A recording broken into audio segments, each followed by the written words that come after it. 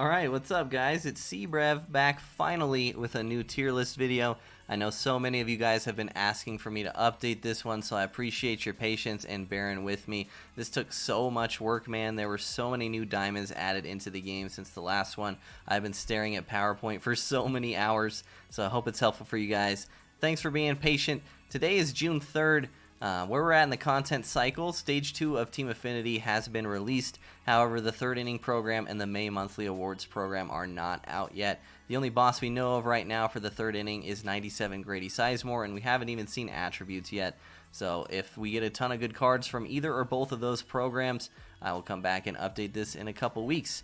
Otherwise, that's where we're at. If you guys want to follow me on Twitch, we do stream over there, twitch.tv/Cbrev. My Twitter is @CbrevMLB. And if you're seeing this somewhere other than YouTube, my YouTube is Cbrev. So let's talk about a couple disclaimers out of the way in the beginning. As always, these are just my subjective opinions. The goal of this video is to rank cards in the game by position in tiers to give you guys what I think are the best cards in the game competitively. I do play this game at a pretty high competitive level, but at the end of the day, these are just my opinions. You're more than welcome to disagree with me, and especially with pitching, which is the most subjective thing in the game, you'll probably disagree with me a lot. Pitching depends so much on your skill level, your opponent's skill level, even small things like what interface you're using, stuff like that. So pitching, you're probably going to disagree with me in some spots, but otherwise it's more just to provide you guys a framework of what I think and what cards you should kind of target and where the separation is between cards.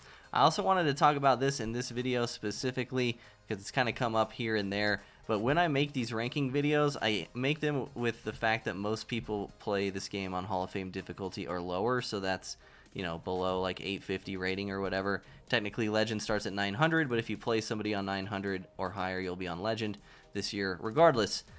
That's a very small percentage of the player base that plays ranked seasons that high, and so I kind of tailor these rankings for Hall of Fame or lower. Not only do comp guys that play on Legend every game probably not need my advice, but the game is just so different on Legend that if you play Legend consistently, you might disagree with me a lot in some of these spots, especially like catcher. But I just wanted to throw that out there. It's more to cater to the masses rather than the comp scene, even though the purpose of the video is to give you guys my opinions on the best cards.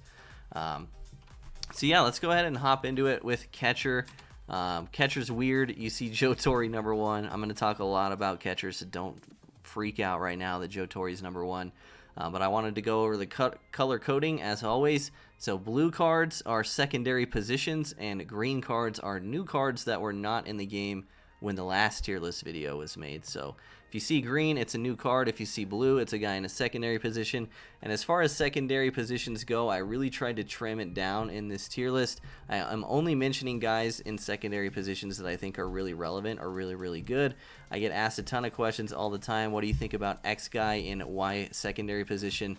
If it's not incredibly relevant to the meta, I just don't have it on the slide, so you have to use your own discretion on that one. So my apologies. Just trying to trim this down a lot. You'll see when we get to the outfield and starting pitcher slides as well, we have so many new cards in the game now that I actually made more slides to kind of make it look more clean and provide more separation so we just don't have like a clump of guys in tier 2 for outfield. So hopefully you guys appreciate that. Let's talk about catcher. Catcher is weird. Even as I'm making the video right now, I could probably move guys around in tier 1A. I don't know if there's a right decision between those top 4 starting catchers, and I'll explain to you guys why I have Joe Torre as number 1, even though it's obviously really close with all of them. So the problem with these 4 catchers is they all have like one weakness, right? So Joe Torre's weakness is power versus left. Matt Wieder's weakness is contact versus right. Gary Sanchez's weakness is contact versus left. And then Sam Huff's weakness is kind of just contact in general, but also some people don't like his swing. I really think you could pick any of the 4 guys in Tier 1A and be just fine. I also think if you still want to roll with Adley, if you still want to roll with Posada, guys you're comfortable with, stick with them as well. That's a core concept of MLB The Show as well. If you're having a ton of success with a guy, don't take him out of your lineup just because I have him ranked not as high as other guys. If you're for some reason just raking all the time with Jorge Posada, don't take him out, man. If he's working for you, stick with it.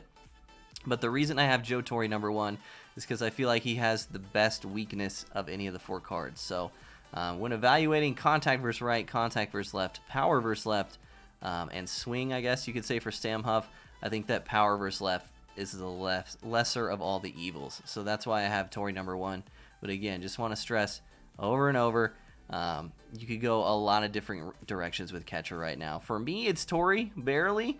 Wieters is pretty close for me, so is Gary Sanchez, but it's going to vary for you also. So let's move on from that, but just wanted to say that out of the way. Also, we eliminated gold cards basically exclusively from the tier list. There's a lot of good usable golds this year, but you see one on catcher, Yerman and Mercedes, and then other than that, we only left them in for relief pitching. So there's just way too many diamonds in the game to keep gold cards on the slide. Again, we're kind of trying to keep it condensed.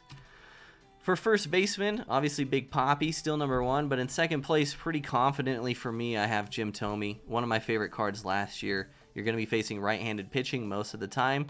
He brings basically maxed out contact and power versus that side. Just the card you would always want at first base, especially early on in the year. A left-handed bat with that much pop, very much a threat in basically everyone's lineup, and a free card. They just did so good with Team Affinity, man. So many good cards came from there. In third, we have Adam Dunn.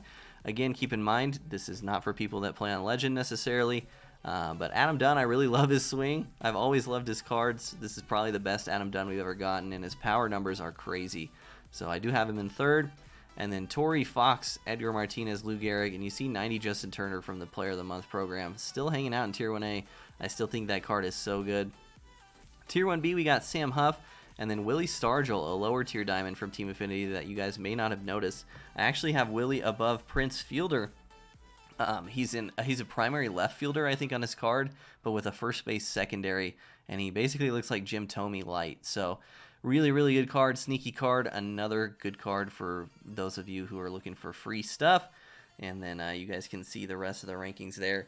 We do have Matt Wieters in Tier 1C there at the top. Chris Davis, pretty good card as well. Babe Ruth, Dom Smith, I know a lot of people like them. They could be rated higher. Again, stick with people that you like.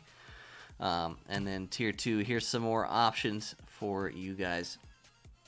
Moving on to second base, which I believe to be the weakest position in the game right now, especially if you don't have collections done. We still have Alfonso Soriano number 1, Jackie Robinson number 2. But sliding up into third for second base, we have Fernando Tatis Jr.'s Live Series card. He got a big upgrade. I think he went from 88 or 89 straight up to 92. And his swing is always amazing. He's got the Live Series quirks. If you parallel 5 him, he's got 99 speed and diamond defense at shortstop. He won't have diamond defense at second base, regardless of parallel, but he'll still have gold. But anyway, you see every card but one in Tier 1A for second base is in a secondary position. That's just kind of how it is right now. There's not a lot of good core second basemen. And then I have Nico Goodrum in fourth. Actually, still a huge fan of that card. Then Justin Turner, Robert Poisson, and Isaac Paredes, decent options, but I would probably rather go with Nico than Poisson pretty much every time. You see Keston Hiura dropping down to Tier 1B. This is a card historically who I have loved. The pitching meta has changed just a little bit, so you will still face righties most of the time. However, there are some really, really good meta left-handed starters in the game now, and so a guy that's as bad as Keston is versus lefties, I think it deserves to drop him down a tier. If the meta shifts a little bit more with pitching, he may jump back up, but there's just some of the lefties in this game are so hard to hit if you don't have good attributes, so that's why he dropped down. You see Muncy there, Bryce Terang, and some more options around in and out. And then the switch hitters in Tier 2 here could maybe be higher, but I haven't used any of them yet. But historically, switch hitters with good splits like that sometimes play above their attributes, so could be higher. All right, from one of the weakest positions in the game to one of the strongest positions in the game, we're going to hop over to third base. So I can finally answer the question in a video that I've been asked. This is easily the question I've been asked the most of any question on Twitch since Team Affinity came out.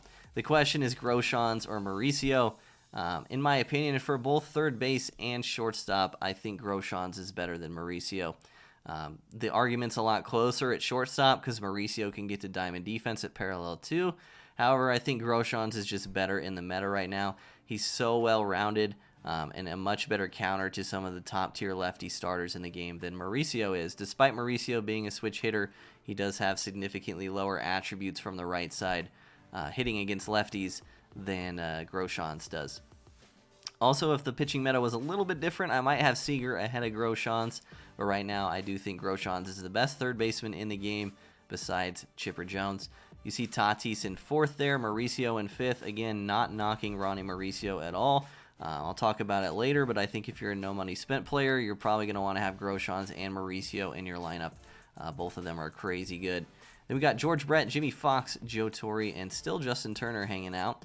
And then Tier 1B, we got Edgar, Hank Aaron, Vlad Jr., the new Eddie Matthews, Don Mattingly, Sheffield, Pujols, Gallo, and then newcomers Escobar and Paredes in Tier 1C. I know a lot of people love Ryan McMahon and Josh Donaldson, so again, if you're having success, stick with them, but I do have them rated down in Tier 1C. Third base is a deep enough position where I strongly advise you to try to stick to Tier 1A or Tier 1B. I think if you're getting down to some of these guys, you could be doing better, especially with the fact that like Groshans and Mauricio are both free if you just put in the time with Team Affinity. I think you're kind of making a mistake going this low, but I did rate them there in case you wanted to see them. Moving on to shortstop, you can see we still have Groshans over Mauricio. However, we have Trevor Story above both of them. I think Trevor Story is the best shortstop in the game besides Chipper Jones. That Trevor Story card is just so well-rounded, man. It's even better than it was last year. And I had Trevor Story dropping in Tier 1A in the tier list last year as soon as he came out when we already had 99s in the game. Trevor Story's swing is so good, man. It's one of the most balanced meta shortstops you could have this early on in the year. I just can't talk about how good Story is. He's basically Groshans. He's like the same exact card as Groshans, but way faster and way better defensively. Like, he's basically a 5-tool player, and it's only June. It's pretty crazy. I love that card a lot. Both of the new Battle Royale Flawless rewards are so good, man. So go play some BR or flip some cards to get some stubs to get those guys if you want the best team, because they're so good. But if you can't get your hands on Story, there you see Groshans and Tatis and Mauricio, the next 3 of the top 5. I think a lot of no money spent teams would benefit a lot from running like Mauricio at shortstop and Groshans at 3rd. I think it's really strong because both of those cards are free again. Ernie Banks and Nico Goodrum rounding out Tier 1A. Then we got Poisson, Paredes, Justin Turner, not a Tier 1A shortstop because his defense hurts him a lot when he's playing a position like shortstop. Some switch hitters there. Trey Turner, Tier 1B, and some more options there. But again, like shortstop, third base, if you're getting into these Tier 2 guys, you could do better. Get Groshans, get Mauricio. Your life's going to be good. All right, moving on to outfield, which we did clean up a lot. We added so many slides to outfield because I didn't want to just have a clump of guys in just Tier 2 at the end. But let's talk about outfield because you may disagree with me a lot in these rankings as well. I value defense very highly in the outfield, probably more so than anybody else that plays this game. I think it's so valuable, so underrated for a guy to run a ball down in the gap and catch it for an out when it would have been like a double or a triple if you had a worse defender out there. I don't know. There's something about having really good outfield defense. When they make the plays they make, I think it's so strong for swinging the momentum of games. So that's why what I wanted to talk about, since Dante Bichette not being Tier 1A is probably going to be one of the most controversial things about this list. Again, it's just his defense. He rakes. He is so good at the plate. But as a starting outfielder, I just can't put him in there. The only outfielder that's new to the tier list from Stage 2 is Torrey Hunter that's hopping into Tier 1A there. I have him lower than Acuna and Finley, but it's really close. He could maybe be between Buxton and Finley for me. Torrey Hunter, incredibly well-rounded, really good in the meta as well, holds his own against righties, crushes lefties, diamond defense in the outfield. You can play him in the corners if you want to. So good. Same with Trent Grisham, still holding down Tier 1A. We got Reggie Jackson, Jason Bay at the top of Tier 1B, along with Dante Bichette. And then we got Harold Baines, Hank Aaron in there in Tier 1B, and then Willie Mays, Arozarena, Blackman, Kelnick, Garcia joining Tier 1C, along with some old faces. Tier 2A, we added 85 Tyler O'Neill, but a lot of good cards still in Tier 2A. But when you start getting down here, there's just some guys with some pretty glaring weaknesses. You can see Jordan. A lot of people love him. Same with Yaz, but I just have them this low because they have some issues. And then you got Damon and Gwynn in Tier 2B, and then Tier 2C, we're starting to drop off a lot. And here's some more options for you if you're so inclined. So hopefully that helped a little bit with outfield, cleaning it up, letting these lower tiers be a little more sorted. So hopefully that helped out some of you guys trying to make some decisions. All right, let's move on to starting pitcher with probably the biggest bombshell of the entire video. So you're going to want to listen up for starting pitcher. I know a lot of you guys watch the video for pitcher rankings too. Number 2 is Edward Cabrera. So if you watched my video on which cards you should take from Team Affinity 2, I did in fact rank Cliff Lee ahead of Edward Cabrera. However, Edward Cabrera is insane. The fact that Cliff Lee is lower than Edward Cabrera is not even a knock on Cliff Lee. It's just that's how good Edward Cabrera is. I don't understand why Gratterall was terrible last year and Edward Cabrera is good. Really good, but it is what it is. So, again, Cliff Lee is not bad. You can see I still have him top 5, but you guys need to pick up an Edward Cabrera. He's so hard to hit against. I haven't figured out why. Obviously, the outlier sinker helps. Maybe his timing windows are weird or something, but this guy is borderline unhittable on Legend right now, and I think you'll get a lot of free wins on Hall of Fame as well from guys that just can't handle his stuff and have to guess either fast or slow. So I talked a lot about Edward Cabrera, but actually ahead of him, the best pitcher in the game is 97 Al Leiter. I can't believe somebody gave the go-ahead to release this Al Leiter card before, like, October. He's so crazy. 118 hits per 9 with meta pitches. Like, the card is just... I don't use the term end game a lot, but he's pretty close. Like, almost maxed out hits per 9 for a starter with sinker cutter is just unheard of this early in the game cycle. I think it's Leiter, Cabrera, and then a pretty decent drop off to Glavine, if I'm being honest with you guys. So, long story short, if you're no money spent, you haven't picked up an Edward Cabrera yet, go ahead and do that, and try to save up the stubs for Leiter as well.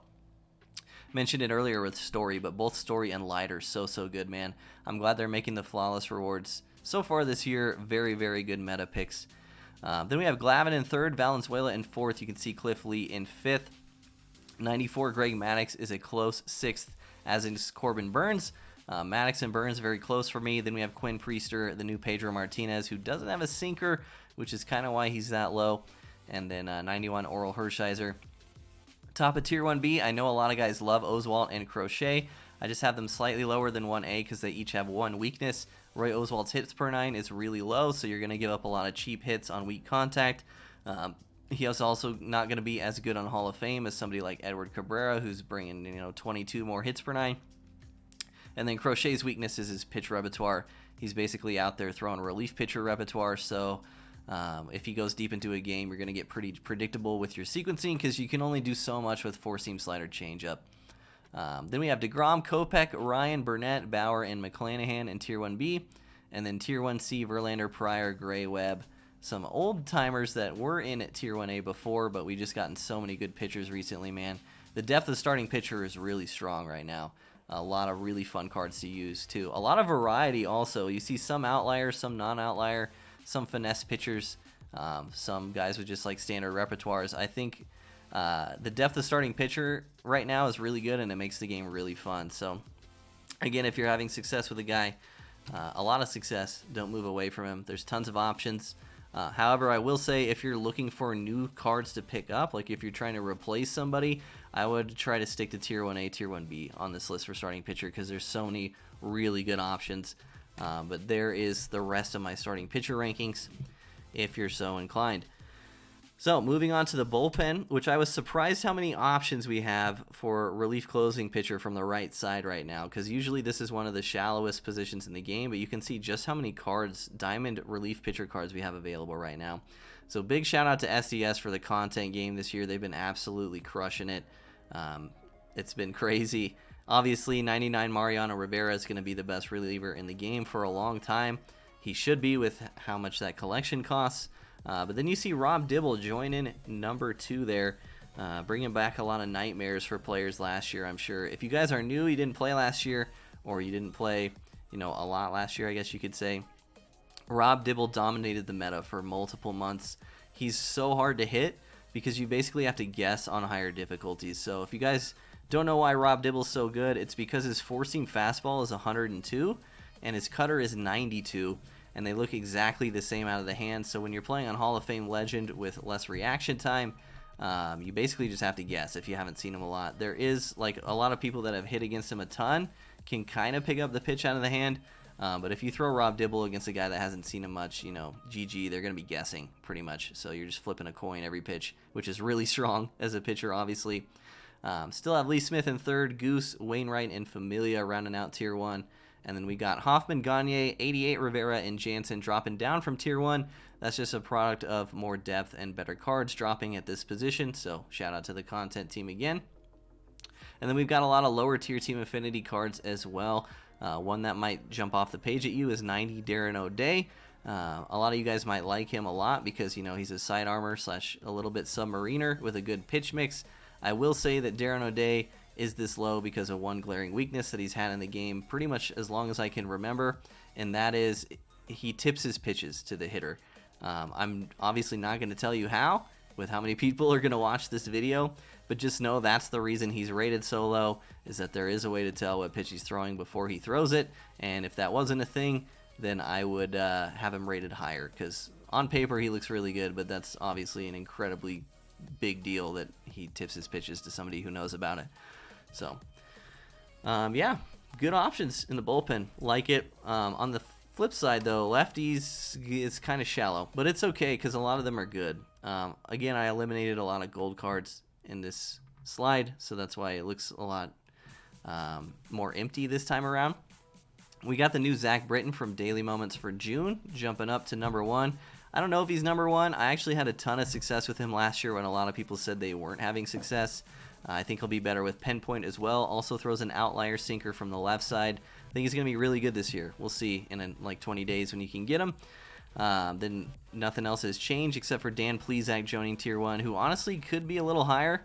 I may use him more. I might use him over Diekman. He's just got an awkward amount of break and velocity on his slider that's just kind of weird to hit. It's a very unique pitch compared to like other cards that throw sliders. I don't know. I gotta use him more, but I've kind of had a tough time hitting him, so that's why I put him in Tier 1.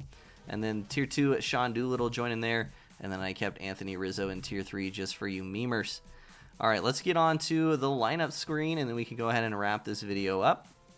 So I modified this a little bit this time around, and I just want to say, before I say anything with this slide, if you look at 4 in lineup, 96 Torrey Hunter, center field, he's supposed to be in right field.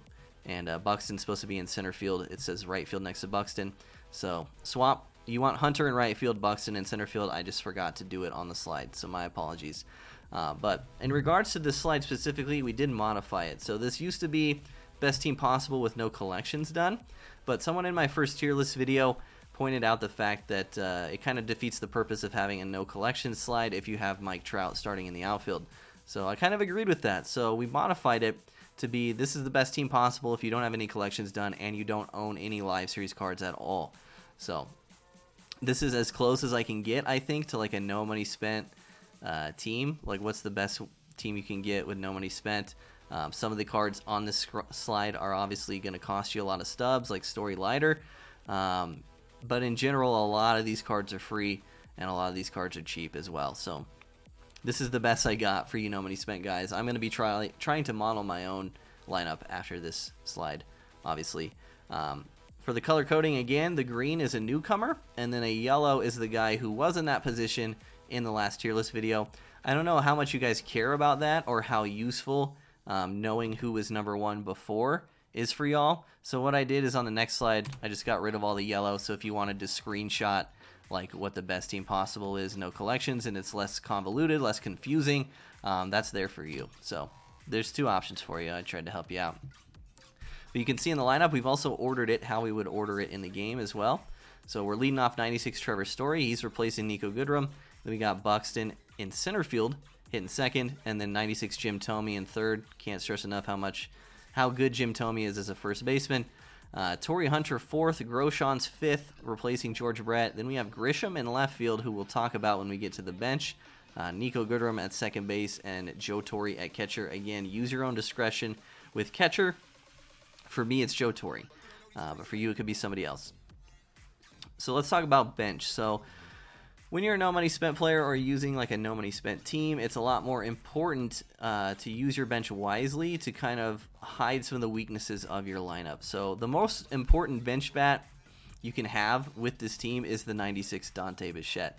So that's why I wanted to talk about Trent Grisham, and the fact that if you get into a late game situation where you're forced to hit left on left with Trent Grisham, it's not going to be a good time. So like it's the 8th inning, they bring in, I don't know, the new Zach Britton, and you have Grisham at the plate. You can just go ahead and bring in Dante Bichette. You'll lose some defense in the 9th inning, but it's worth it to try to get some insane hitting for that one clutch at bat. So a lot of what we're doing with the bench, aside from Jorge Soler, is hiding weaknesses of our lineup, and that's one of the reasons we're also running Jimmy Fox on the bench. Jimmy Fox gives us 2 options with our lineup. If it comes down to it and we have Joe Torre at the plate and we need power instead of contact versus lefties, Jimmy Fox does have catcher secondary, so he can come in and pinch hit for Joe Torre in a late game clutch spot if we need a home run. In addition, Jimmy Fox crushes lefties and can play first base, so that's kind of a hedge if we don't want to hit left on left with Jim Thome later in the game. Moving on to the lefty on the bench, we have Reggie Jackson. Again, this is a hedge. Maybe we don't want to hit right on right with Torrey Hunter in a big spot late in the game. We can go ahead and bring in Reggie Jackson. That's again why it's important, I think, to play Hunter in the corners, because you definitely don't want Reggie Jackson in center field when you bring him in, if you do so. So my apologies again for that typo. Hopefully you guys caught that. And then our switch hitter, Ronnie Mauricio. I think he's really strong. Just having a switch hitter that can hit well versus both sides, and it's just good. You can maybe be a little different with your switch hitter there. Like I used to have Billy Hamilton. I don't really value like speed off the bench necessarily. I don't pinch run a whole lot. But you could run somebody like Billy Hamilton there instead if you're so inclined. For the rotation bullpen, 4 newcomers. We got Leiter, Cabrera, Lee, and Maddox joining Fernando Valenzuela. Again, no Tom Glavine here because we haven't done collections for this team. And then in the bullpen, we switched from 5 righties, 3 lefties to 4 righties, 4 lefties because the addition of Zach Britton gives us a lot more flexibility and a lot better overall pitchers from the left side. However, 5-3 I still think is strong if you want to run that way. It's just hard to find a good 5th reliever as a no money spent guy the way the game is right now because you don't have Mariano. So that's why we're doing 4-4. But we added Dibble from the right side and we added Zach Britton from the left side. Here's that screen again with the yellow removed. Again, I would like to hear your feedback on that if you just want me to make the slide like this moving forward instead of like the last one. So that's like, you can just screenshot that and keep it on your desktop and think about Seabrev all the time, I guess. All right, best team possible with collections hasn't changed much, just for a couple positions. Trevor Story taking over for Ernie Banks at shortstop, and then Joe Torre taking over for Adley Rutschman at catcher. Again, use the catcher that you want to use.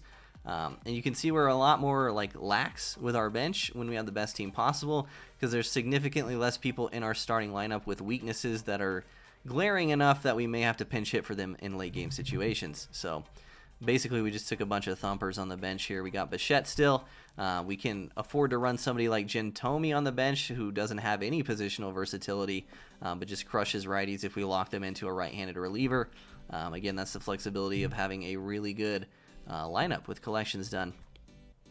In the rotation, we added Leiter, Cabrera, and Lee to go along with Glavine and Valenzuela. I should have mentioned on the no money spent slide, 94 Greg Maddux, you could run Corbin Burns instead. I think they're really close, and Burns is free and Maddux is not, so make that decision for yourself. But back to collections, we're running Leiter, Cabrera, Glavine, Valenzuela, and Lee. And then in the bullpen, we are adding Mariano Rivera and Rob Dibble. And then obviously Zach Britton from the left side. So here's again the slide with no yellow if you are interested, cleaned up a little bit more. But that's gonna do it for the video, guys. I hope you guys enjoyed this one. Let me know what you think down in the comments if you disagree with me, if you have any questions about where I ranked, guys. Hopefully this was helpful for y'all. If you made it all the way to the end, I would greatly appreciate you guys just liking the video and subscribing to the channel if you're new. It helps me out a ton. Like I said, this took so much work to do, man, and I know you guys appreciate it a ton. So thank you so much for your support this year, guys. Take care, and we will see you maybe in a couple weeks with new content drops. Thanks, guys.